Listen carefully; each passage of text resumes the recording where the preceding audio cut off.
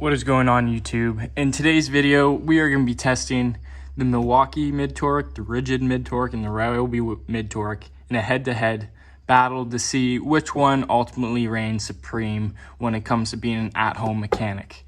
I was doing lots of videos, putting lots of reviews out there, and I had a subscriber comment, well, why don't you do a review on something more affordable where an at-home mechanic could use? So I went out, I bought the Ridgid, I bought the Ryobi, and I bought the Milwaukee to do a comparison of the three. Now in this video, it's gonna be very simple, very short. There's lots of videos out there where you can see 21, 30-minute long videos, head-to-head, all of these in different tasks. This one is simply gonna be changing a tire. That is the most simple at-home mechanic job I could think of.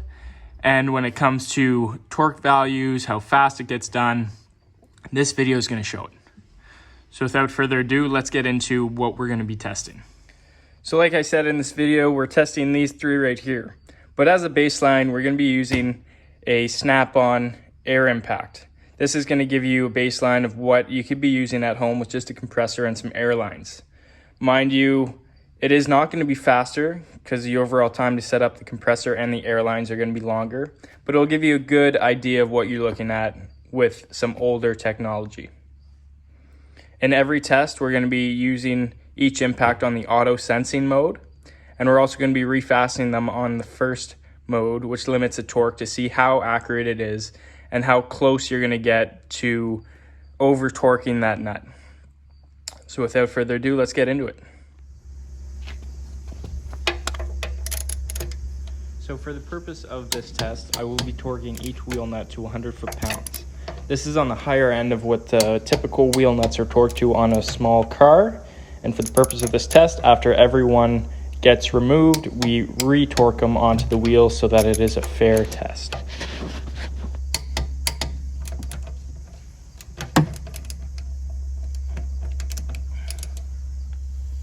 So to start the test, we're going to start off with the snap-on corded air impact.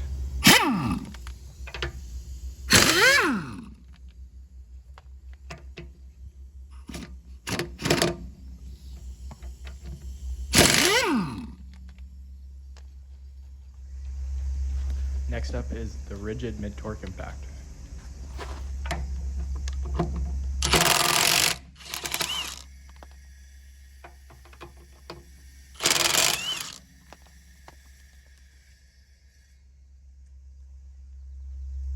After the Ridgid, we have the Ryobi 1 Plus HP mid-torque impact.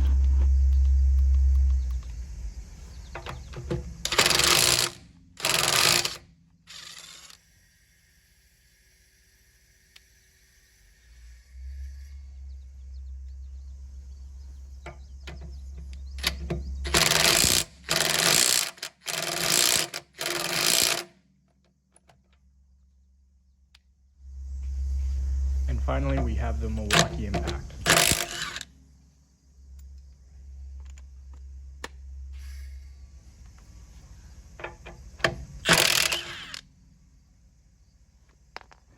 In this next test, we will be testing how close they get to their over-torquing the bolts on their first setting.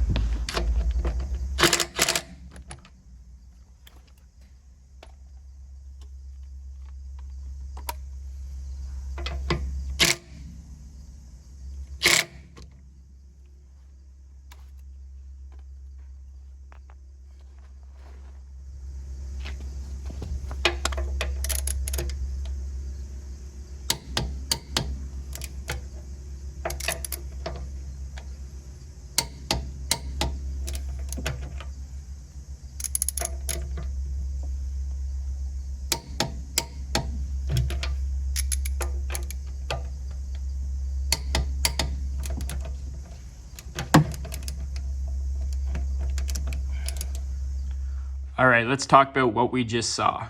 So overall, they all perform very well. There is no clear winner, no clear loser, but there are some talking points to talk about. First off, let's start with the pneumatic snap-on 1/2 inch. This thing obviously works great. Took them on and off very well. The only downfall is that there is no auto sensing mode, so if it was over torqued, you could break the head off.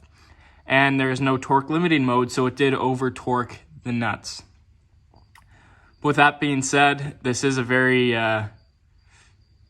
very good option for anyone looking to cut costs and maybe just keep it down to a compressor and not have to buy batteries. Otherwise, it is a good old proven technology, and I don't have much more to say on that. Now let's talk about the Ryobi. Now going into this test, I was very excited about the Ryobi. It was a first for me to buy and use, and I was very impressed with some of the numbers it had. So let's talk about what we just saw. Overall, all of them performed very well, and they're all going to get you essentially what you needed to do. But after doing the test, I was a little disappointed.